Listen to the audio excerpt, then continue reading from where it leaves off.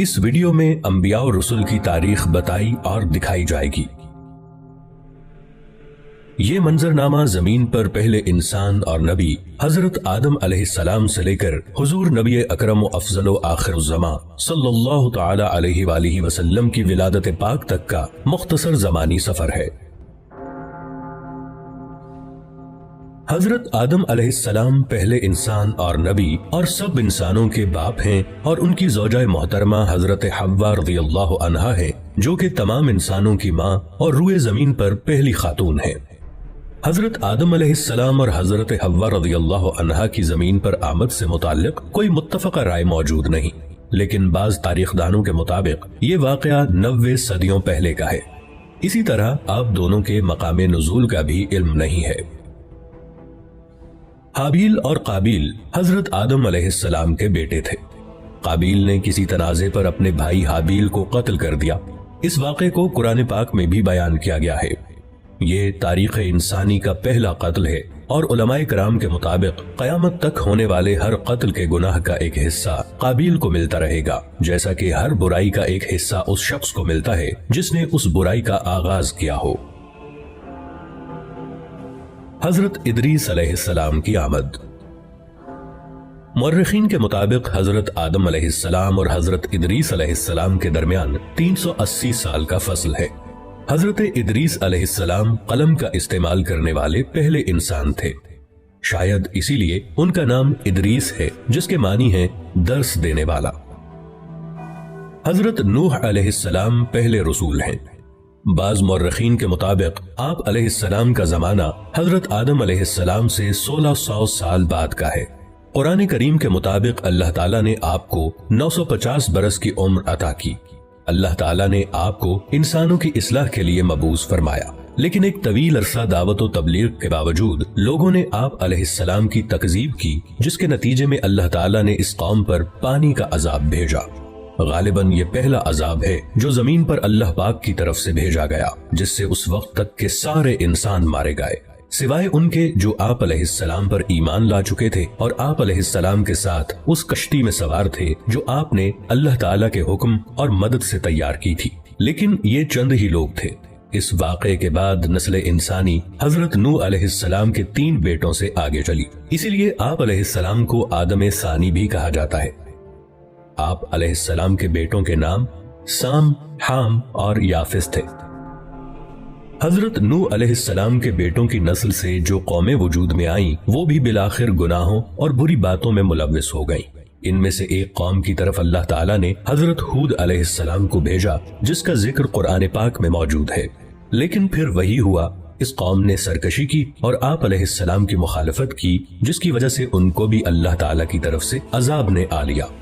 حضرت ہود علیہ السلام کے ساتھ جو لوگ بچے، ان سے قوم سمود وجود میں آئی، لیکن رفتہ رفتہ وہ بھی گمراہ ہو گئے، تو اللہ تعالیٰ نے حضرت صالح علیہ السلام کو ان کی طرف نبی بنا کر بھیجا، لیکن اپنے سے پہلوں کی طرح انہوں نے بھی اپنے نبی کا انکار کیا اور مطالبہ کیا کہ اگر آپ اللہ کے نبی ہیں تو کوئی معجزہ دکھائیں۔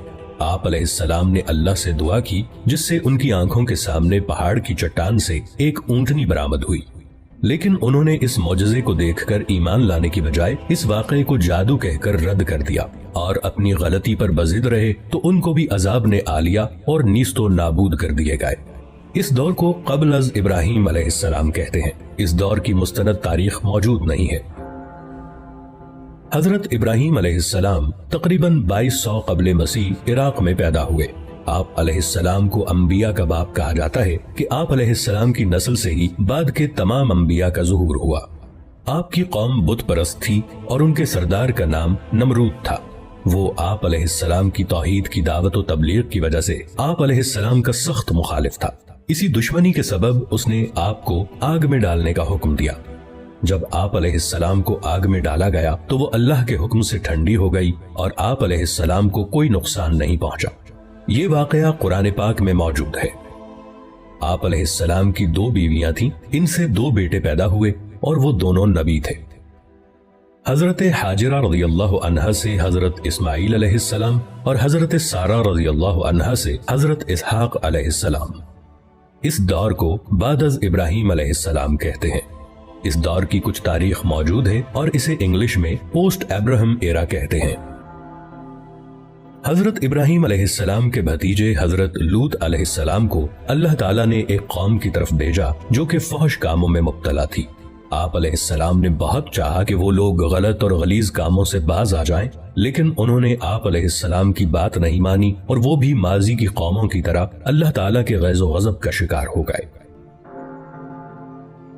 حضرت اسحاق علیہ السلام اللہ کے نبی تھے، لیکن ان کے متعلق مزید تفاصیل نہیں پائی جاتی سوائے اس بات کے کہ یہ حضرت یعقوب علیہ السلام کے والد تھے۔ حضرت اسماعیل علیہ السلام حضرت ابراہیم علیہ السلام کے بیٹے اور حضرت اسحاق علیہ السلام کے بھائی تھے۔ حضرت ابراہیم علیہ السلام نے اللہ کے حکم سے حضرت اسماعیل علیہ السلام کو مکہ کی سرزمین میں لا کر آباد کیا۔ مکہ جہاں سب سے پہلے حضرت آدم علیہ السلام نے اللہ کا گھر یعنی کعبہ بنایا تھا، اب ہزاروں سال بعد اللہ تعالیٰ نے حضرت اسماعیل علیہ السلام کے ذریعے اس گھر کو دوبارہ آباد کروایا۔ حضرت یعقوب علیہ السلام حضرت اسحاق علیہ السلام کے بیٹے تھے۔ ان کا لقب اسرائیل تھا۔ اسرائیل کے معنی اللہ کا بندہ ہے۔ آپ علیہ السلام کی متعدد بیویاں تھیں جن سے اللہ تعالیٰ نے انہیں 12 بیٹے عطا فرمائے۔ یہی لوگ اور ان کے بعد آنے والی ان کی نسل بنی اسرائیل کہلاتی ہے، یعنی اسرائیل کی اولاد۔ بعد میں یہی لوگ اپنے آپ کو یہود یا یہودی کہنے لگے، کیونکہ ان 12 میں سے سب سے بڑے بھائی کا نام یہودا تھا۔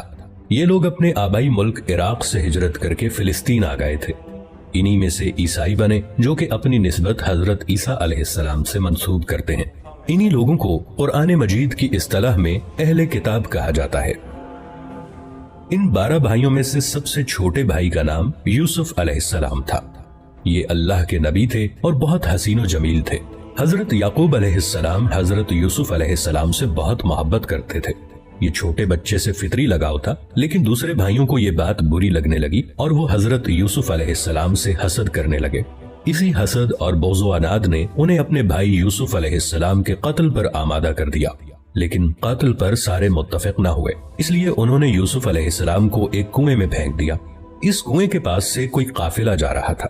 انہوں نے پانی کے لیے اپنا ڈول کنویں میں ڈالا تو حضرت یوسف علیہ السلام اس ڈول کی رسی کو پکڑ کر باہر آ گئے۔ قافلے والے یوسف علیہ السلام کو کسی کا بھاگا ہوا غلام سمجھ کر اپنے ساتھ مصر لے گئے اور وہاں آپ علیہ السلام کو ایک غلام کی حیثیت سے بیچ دیا۔ آپ کا خریدار حکومت مصر کا ایک اعلیٰ عہدیدار تھا۔ اس نے جلد ہی آپ علیہ السلام کی ذہانت و فطانت کو جانچ لیا اور اپنے محل میں اپنے خادم خاص کی حیثیت سے رکھ لیا۔ آپ علیہ السلام اسی محل میں جوان ہوئے اور اللہ نے آپ کو نبوت عطا فرمائی۔ اس عہدیدار کو عزیز مصر کہا جاتا ہے۔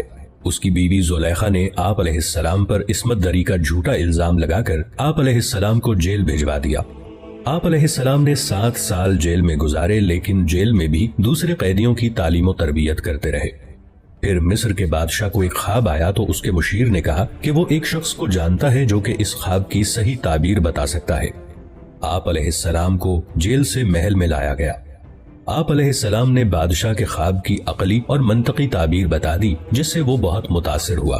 اس بادشاہ نے آپ علیہ السلام کو اپنا مشیر خاص مقرر کر لیا اور بادشاہ نے آپ علیہ السلام کی تمام داستان سنی اور آپ علیہ السلام کو کہا کہ آپ اپنے سارے خاندان کو فلسطین سے مصر لے آئیں اور یہاں سب امن و سکون سے رہیں۔ آپ علیہ السلام نے اپنے سارے کنبے بشمول والد صاحب حضرت یعقوب علیہ السلام کو اپنے پاس مصر بلوا لیا۔ آپ علیہ السلام کے بھائی اپنے کیے پر بہت نادم ہوئے اور توبہ کی۔ اس طرح بنی اسرائیل فلسطین سے مصر پہنچ گئے۔ قرآن کریم کی سورہ یوسف میں اس واقعے کا تفصیلی ذکر موجود ہے۔ تاریخی اندازوں کے مطابق بنی اسرائیل مصر میں 2 صدیوں تک رہے۔